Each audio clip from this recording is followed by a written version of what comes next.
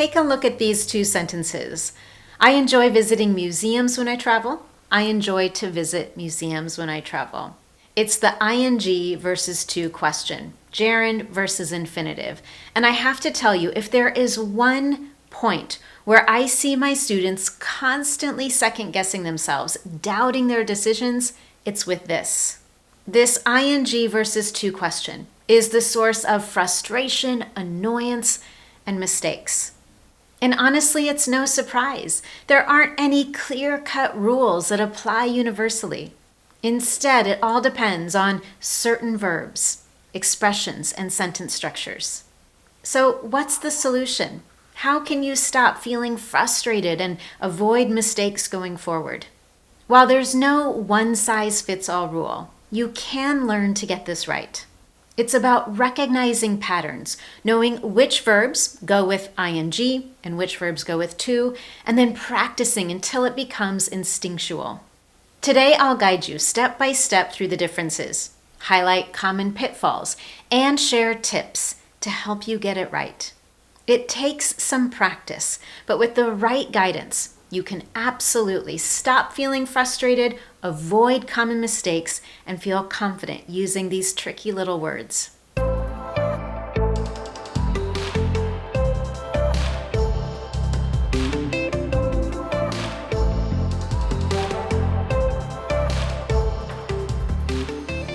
Now first, if you're new here, welcome. I'm Anne-Marie, an English confidence and fluency coach. Everything I do is designed to help you get the confidence you want for your life and work in English.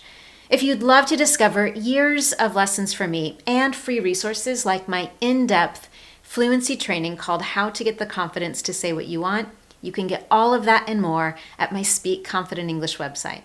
Now, I have to tell you, this particular lesson is extremely thorough. It's everything you've ever wanted to know about this gerund versus infinitive question. So let's start with a quick snapshot of everything we're going to talk about today.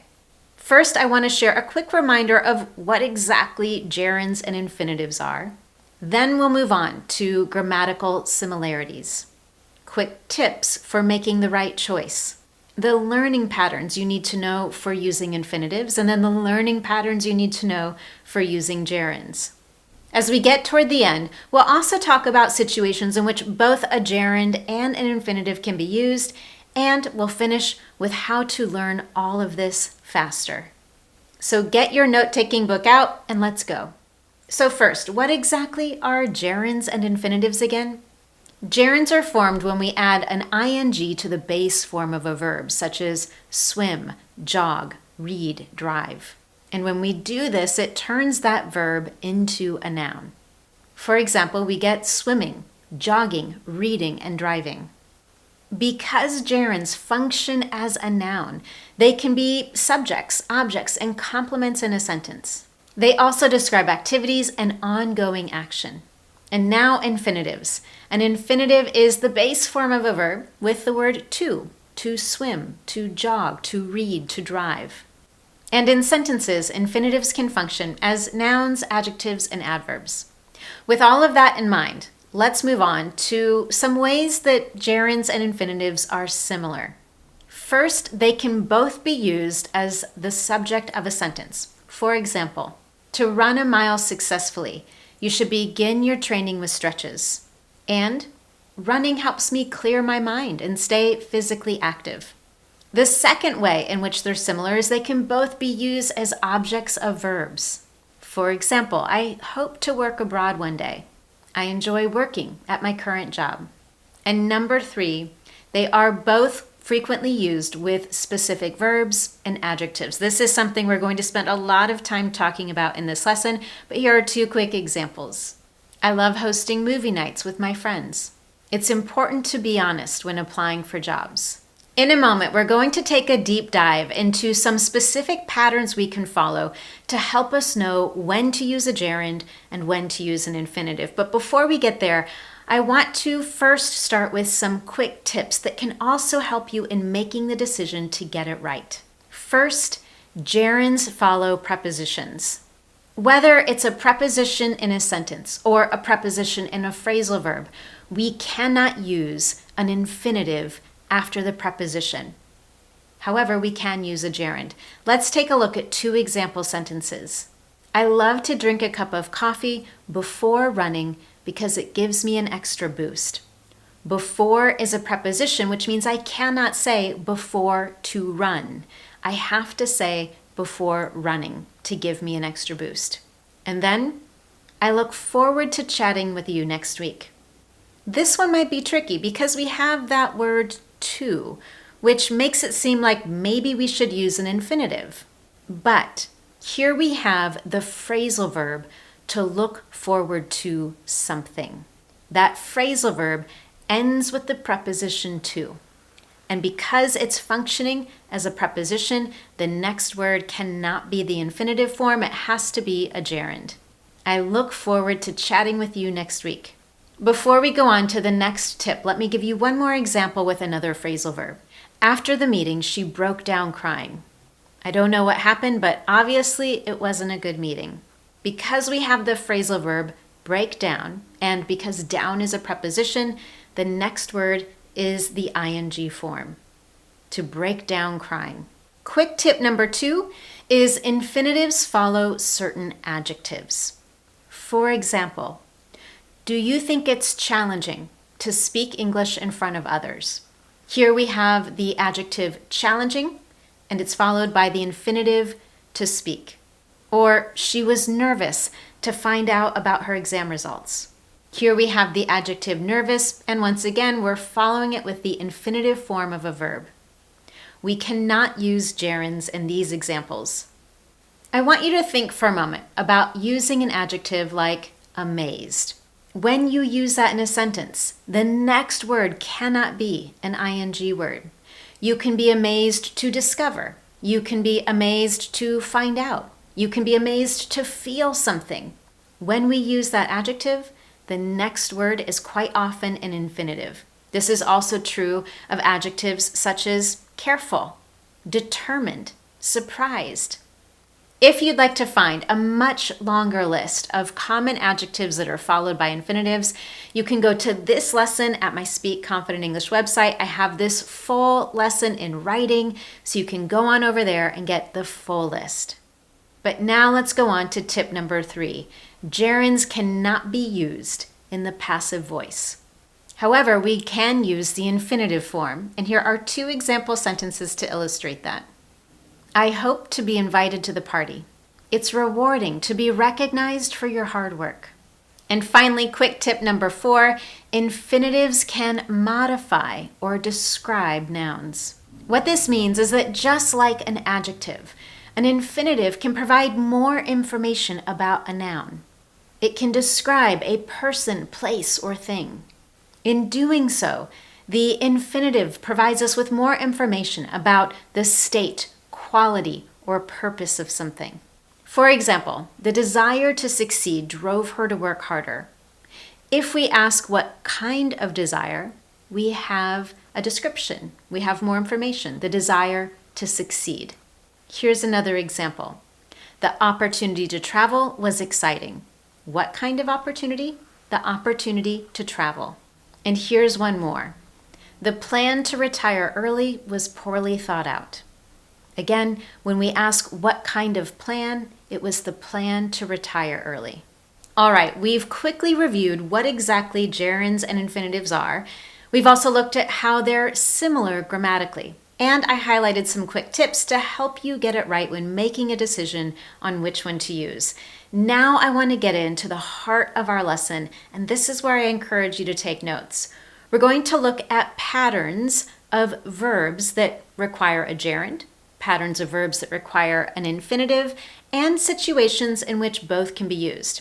And as I highlighted earlier, I'll also finish with how you can learn all of this faster. Let's talk first about common verbs followed by infinitives. I know this whole topic is a bit tricky. So again, we're going step by step with multiple examples along the way. And there's something important to know about sentences with infinitives. There are 2 ways an infinitive can follow a verb. First, it can come directly after the verb. For example, I want to go out to dinner tonight. And sometimes a noun or a pronoun is in between the verb and the infinitive. For example, she taught him to play the piano for 7 years. And sometimes both can happen and be perfectly correct. Take a look at these two examples. I asked him to meet me after work, or I asked to meet him after work. There is no difference in meaning or accuracy in these sentences. Both are perfectly correct. Paying attention when reading and listening in English can help you use these grammatical structures accurately. Even better is to take just a little bit of extra time to create your own example sentence, or maybe two, because that helps to lock that information into your active memory. And you can do that with this first list of verbs. Verbs for wants, needs, and expectations. Verbs such as to be excited, to love, to tell somebody something. These verbs are followed by infinitives. For example, I'm excited to start a new chapter in my career. I love to host dinner parties during the holidays. Would you like to join us for drinks after work? I encourage you to write this list of verbs down and take a moment to create an example sentence or two with each one, and make sure that the verb that comes after is in the infinitive form. And if you want to get more sentences for a template to follow, you can visit this lesson over at my Speak Confident English website. In a moment, we will be talking about verbs that can be followed by an infinitive or a gerund with no real change in meaning. So we will talk about this further, but I want to take a moment to touch on it here. When it comes to verbs such as like, love, and hate, English speakers may follow that word with a gerund or an infinitive with no real difference in meaning. However, somewhat unconsciously, there are some general patterns that may happen. For example, when we talk about what we love, hate, or like, in general, we tend to use the gerund form. I love reading. That's a general truth. And then, when the meaning is specific or related to a certain situation, we tend to use the infinitive form. For example, I love to dance with my husband. Now, this is not a hard and fast rule, and if you ask most English speakers, they probably aren't even aware of it. However, these patterns do exist. And now let's talk about verbs related to effort, intention, and planning. Verbs such as to fail, to try, to attempt, and to decide. These verbs, too, are followed by infinitives. For example, the company failed to launch a new product before the holidays. We attempted to maintain the original style of the house. I plan to travel across Europe for the next 6 months. Our third category for verbs followed by infinitives relate to ability, permission, and obligation. For example, to allow, to manage, to expect. The clients expect to receive your proposals by the end of the week. By the way, Loretta offered to cover my shifts for next week. We managed to arrive at the expected time. We have 2 more categories to review when it comes to verbs followed by infinitives. As you've seen here, we have quite a list available, and I want to share a quick reminder. If you want to see this full list in writing and get all of my example sentences, you can find all of that in this lesson at my Speak Confident English website. I also encourage you to come back to this lesson for review, to take notes and write down your own example sentences, truly locking this information into your memory so that you can use it when speaking and writing in English.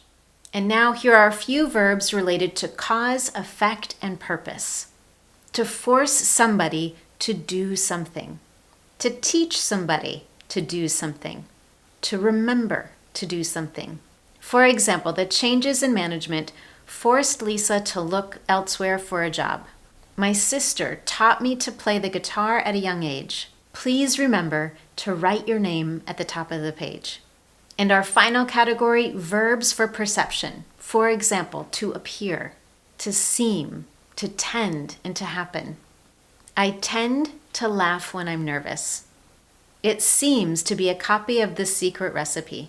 The woman in the painting appeared to be smiling. Now I want to transition to verbs that are followed by gerunds. And if you think back to the start of this lesson, I highlighted that Only gerunds can follow a preposition. Infinitives cannot, and we're going to see several examples of that here. Our first category of verbs here relate to feelings, opinions, and preferences. Verbs such as to admit, to dislike, to enjoy, and to feel like. I feel like going for a run this morning. I miss living close to my family. The kids dislike playing outside. They'd rather be on their iPads. Up next are verbs that describe habits and actions. For example, to be or to get used to doing something. To say that you can't stand something. To consider and to finish. For example, you got used to drinking coffee every morning. I can't stand waiting in a long line. Have you considered switching to a different career? And now our last category here are verbs related to advice and recommendations, including to recommend, to suggest, and to give up. The city recommends visiting the newly built museum. You should give up smoking. I suggest trying the new restaurant next to the office. Okay, you now have a very healthy list of verbs followed by infinitives and verbs followed by gerunds. We highlighted earlier that there are some verbs that are more flexible. They can be followed by either a gerund or an infinitive. And let's take a moment to look at some of those verbs. This includes verbs such as to begin, to continue, to hate, to like, to love. For example, next month I will start a class to begin to learn how to paint. Or next week I will start a new class to begin learning how to paint. There is no difference in meaning, and both of those example sentences are perfectly correct. The same is true if I say, I like to take a walk after dinner, or I like taking a walk after dinner. However, when it comes to verbs that can be followed by either a gerund or an infinitive, it is not always true that the meaning doesn't change. There are some verbs where it does. Take a look at these two sentences. He stopped walking during his runs. He stopped to walk during his run. Can you identify the difference in meaning with these two sentences? The first sentence indicates that he stopped the habit of walking during his runs. It suggests that he no longer needs to walk, that he's trained enough to run consistently for a long period of time.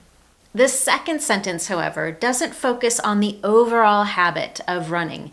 Instead, it focuses on one specific time, one instance where he was running and in a particular moment, he stopped to walk. Maybe he needed to catch his breath. Both sentences are accurate, but the meaning is different. There are a few more verbs that are similar to this, including to forget, to quit, to regret. Let me give you one more example. Wendy quit in order to work here, and Wendy quit working here. What do you think the difference is? Wendy quit in order to work here. That sentence suggests that she quit some other previous job so that she could take a job at this current location or this current company.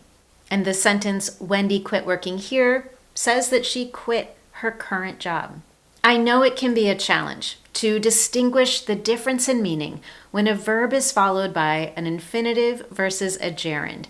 So if you want to get more examples, I've got those for you in this lesson over at my website. But for now, I want to finish up with how you can master learning all of this as quickly as possible.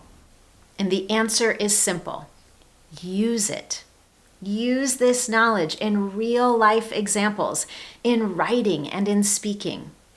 Just like I shared in my lesson on how to activate passive vocabulary and increase your active speaking vocabulary, the more you use the language that you're learning, the faster it's going to click and be easy to use whenever you need to.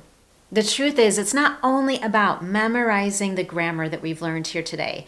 It's about making it part of your everyday English experience. So if you're not sure how to do that, here are 3 quick ideas I have for you. Number 1, practice speaking out loud.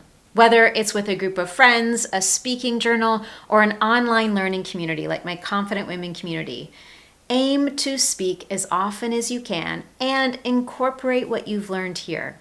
The more you do that, the easier this is going to be anytime you're in an English conversation.